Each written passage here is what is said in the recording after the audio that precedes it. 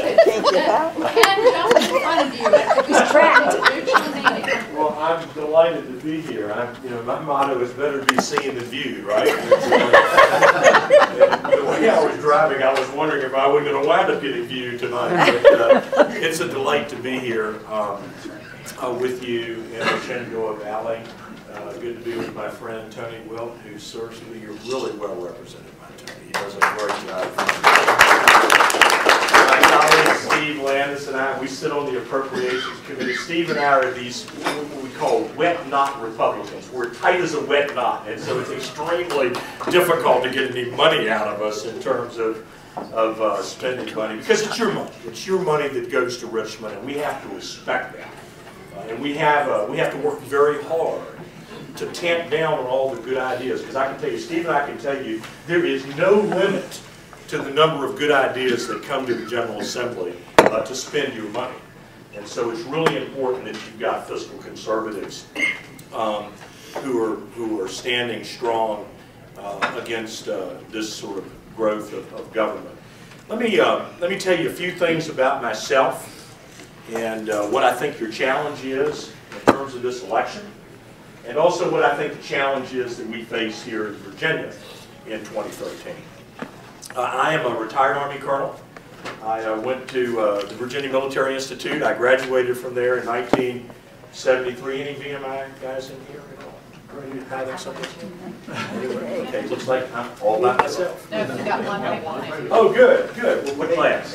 80. Well, golly, I'm 73. I'm really old. But I've got a son who was class of 08, the son who's class of 12. And so we're kind of a little bit of a VMI family, you might say. But I went to VMI.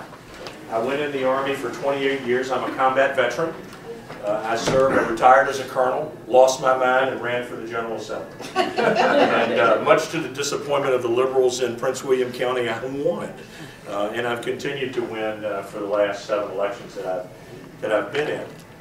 This is a great opportunity to be back in kind of our second home. My wife, Shelley, grew up on a dairy farm right down here in Bridgewater, Virginia. Her brother-in-law, my brother-in-law, is Gerald Garber over at Weir's Gate. How many know Gerald? We all know the Garbers. And in fact, I'm going to go visit with him this afternoon and kick around a little bit and catch up with him. He's very good here. Our daughter Amy is also a real pride to us. She went to James Madison University, and JMU was here for the Dukes. And let's hear it for the fact I'm still not paying tuition for but she is in Christian music. She just published her first CD. Please go out on the net and Google up Amy Lingamfelter and buy her CD. Please buy her CD. Please buy a number of her CDs if you would. She's just a beautiful woman and has a beautiful voice and really knows the Lord and has really written some wonderful stuff, and I encourage you to go listen to it. Folks, 2013 is going to be a tough year. The Democrats are coming off a big victory. And I suspect you're like me and my colleagues, very disappointed in the results that we had last year. But they're coming here. And Virginia is going to be the spotlight of the nation. Make no mistake about that. People are going to look to Virginia and they're going to wonder whether or not this brush fire of liberalism that has broken out in the country is going to have a legitimate fire break right here. Well, I'll tell you what I think our motto should be. I know it's going to be mine if you ask me to be your Lieutenant Governor nominee. Liberals, if you want to fight in 2013, you've come to the right place. I think we have to have an attitude that we're going to push back. And we're going to make sure that every person in this country whose eyes are on Virginia knows that in 2013 we took a stand in Virginia. We took a stand for liberty. We took a stand for lower taxes, more freedom, and greater opportunity, which really were the elements that drove the Reagan Revolution.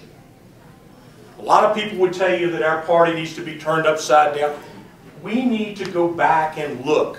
You know, I don't know I'm a Christian. I believe that the church always goes forward best by going back first and reconnecting with its fundamentals. I think the nation always goes forward best first by going back, as Madison said, to a frequent recurrence to founding principles. Amen. Henry said that as well. Amen. Henry said that as well. Jefferson was a little more radical. He said we needed a revolution every 20 years. Here, here.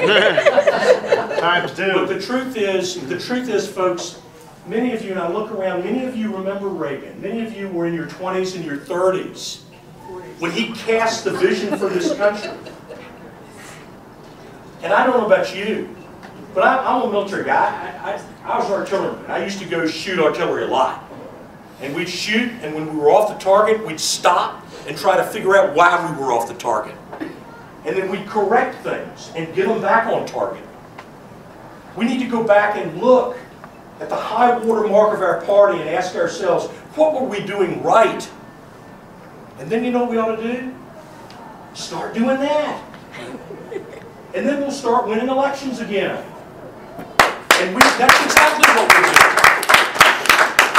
And if you let me be your nominee, that's the kind of leader I'm going to be for you in Virginia. Look, you got 7 very capable people running for lieutenant governor. I want you to think about your choice in these terms. Leadership. I think I bring that to this race. I was a leader in the Army, both in war and peace. I've been a leader in the General Assembly. I'm the chairman of the Militia, Police, and Public Safety Committee, and we killed every liberal gun-grabbing bill they brought us this year. Every single one of them. I have an A+ from the NRA. How many of you know Ted Cruz, Senator Ted Cruz? Oh. 2 years ago, he received the Carter Knight Achievement Award from the NRA. That is their top award for state-level officials who are fighting for the Second Amendment. I'm happy to announce to you that next week I will receive that award.